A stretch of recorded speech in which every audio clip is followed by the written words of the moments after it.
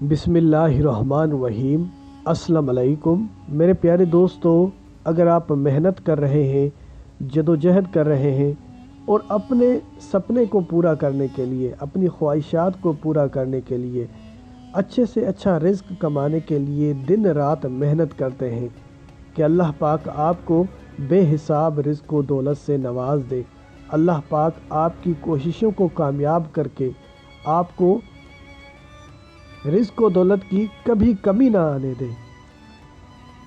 لیکن اس کے باوجود بھی اگر آپ کے رزق میں اضافہ نہیں ہو رہا اور اللہ رب العزت آپ کو آپ کی خواہشات کے مطابق عطا نہیں فرما رہا، تو میرے پیارے دوستو، یہ وقت ہے اللہ رب العزت کو راضی کرنے کا۔ اور جب اللہ رب العزت کو راضی کر لیا، پھر اللہ رب العزت سے جو بھی مانگو، اللہ رب العزت آپ کو وہ چیز عطا فرما دیں گے۔ لیکن شرط یہ ہے کہ اللہ رب العزت کو راضی کرنا سیکھیں۔ سب سے پہلے تو ہم نے گناہ کے کام چھوڑنے ہیں اور اللہ رب العزت سے رو رو کر گڑ گڑا کر اپنے گناہوں کی معافیاں مانگنی ہے، اور اس کے بعد اپنے والدین کے ساتھ، گھر والوں کے ساتھ اچھا سلوک کرنا ہے، اور جتنے بھی آپ کے مسلمان بہن بھائی ہیں ان کے ساتھ آپ اچھا سلوک کریں، ان کے ساتھ اچھا برتاؤ کریں۔ یقین کریں یہ ایسا عمل ہے کہ جو کہ دنیا میں بہت کم ہو رہا ہے۔ آپ کو نمازی بھی بہت مل جائیں گے، آپ کو اللہ کا ذکر کرنے والے بھی بہت مل جائیں گے، لیکن جو لوگوں کے ساتھ اچھا سلوک کرتے ہیں ایسے شخص آپ کو بہت کم ملیں گے۔ اور اگر آپ یہ چاہتے ہیں کہ اللہ رب العزت آپ سے راضی ہو، تو نہ صرف نمازیں، اللہ کا ورد، اللہ کا ذکر کرنا ہے، بلکہ اس کے ساتھ ساتھ اللہ کے بندوں کے ساتھ بھی اچھا سلوک کرنا ہے۔ پیارے دوستو، آج آپ لوگوں کی خدمت میں ایک ایسا وظیفہ پیش کروں گا۔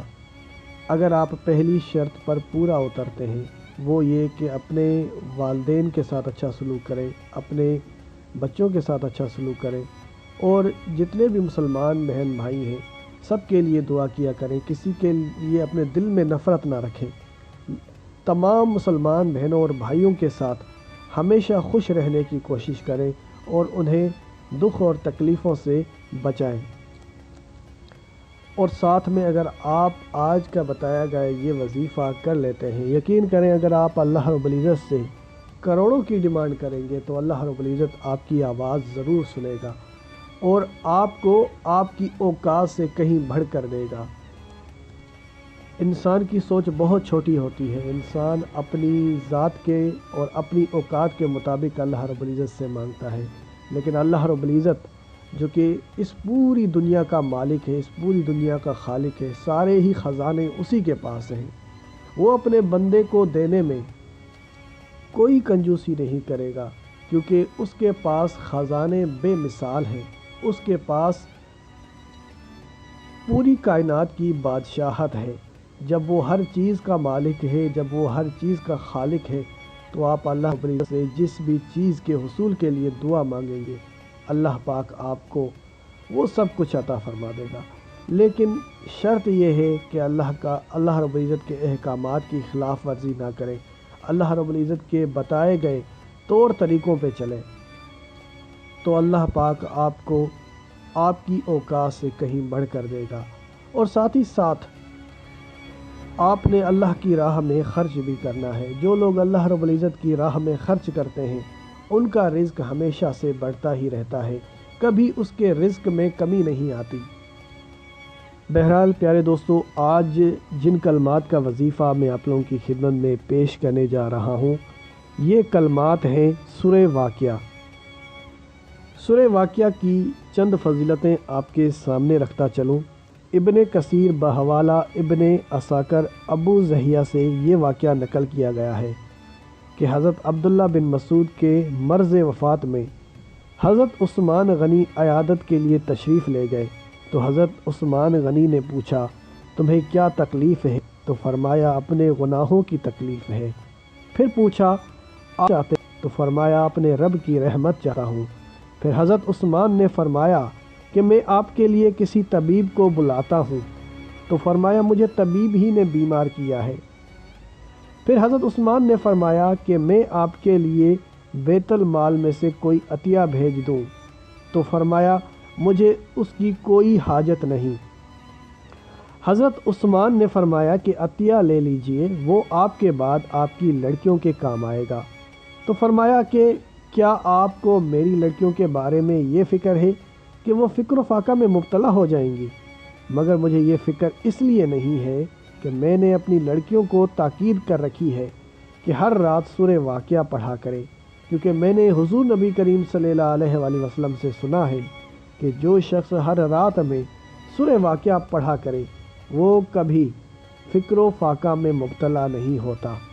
اللہ پاک ہر وقت اس کے گھر میں بے حساب رزق و دولت برساتے رہتے ہیں، کبھی اس کے گھر میں رزق کی کمی نہیں آتی۔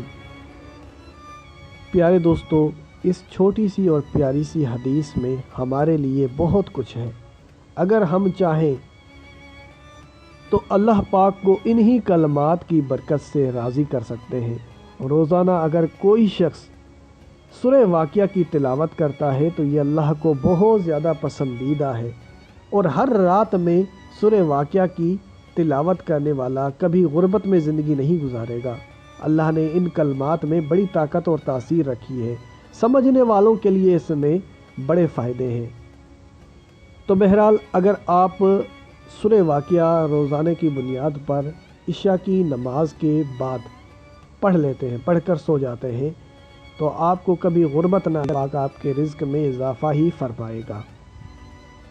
لیکن اسی عمل کو اگر اس خاص انداز سے کیا جائے تو اس کا فائدہ اور بھی زیادہ بڑھ کر ہے، جیسے کہ آپ نے کرنا کچھ یوں ہے کہ عشاء کی نماز کے بعد عشاء کی آپ نے نماز ادا کر لینی ہے، اس کے بعد آپ نے ایک جگہ پر بیٹھ جانا ہے، اور سب سے پہلے تو آپ نے اللہ رب العزت سے اپنے گناہوں کی معافی مانگنی ہے اور توبہ کرنی ہے کہ آپ وہ گناہ دوبارہ نہ دہرائیں گے۔ اور خصوصاً حقوق العباد، حقوق اللہ تو بہت سے مسلمان بہنوں اور بھائیوں ان پر عمل کرتے ہی ہیں، جیسے کہ اللہ کی عبادت کرنا، اللہ کا ذکر کرنا، نماز پڑھنا، روزہ رکھنا، یہ تو سبھی کی عادت ہے۔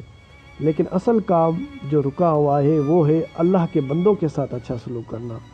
تو اگر آپ اللہ کے بندوں کے ساتھ اچھا سلوک کرتے ہیں اور اپنے گناہوں سے توبہ مانگتے ہیں اور اس کے بعد یہ وظیفہ کرتے ہیں تو انشاءاللہ اس کا فائدہ آپ کو مل کر ہی رہے گا۔ تو وظیفے کا طریقہ کار یوں ہے کہ باوضو ہو کر آپ نے سب سے پہلے 11 بار درود پاک پڑھنا ہوگا، اور اس کے بعد آپ نے ایک مرتبہ سورہ واقعہ پڑھنی ہوگی، اور آخر میں پھر 11 بار درود پاک پڑھنا ہوگا، اور اس کے بعد آپ نے سو جانا ہے۔ یہ عمل آپ اگر زندگی بھر کرتے ہیں تو اس کا فائدہ آپ کو زندگی بھر ملتا رہے گا۔ پیارے دوستو، اسی کے ساتھ اجازت چاہوں گا، اپنا بہت سارا خیال رکھیں۔ اللہ حافظ۔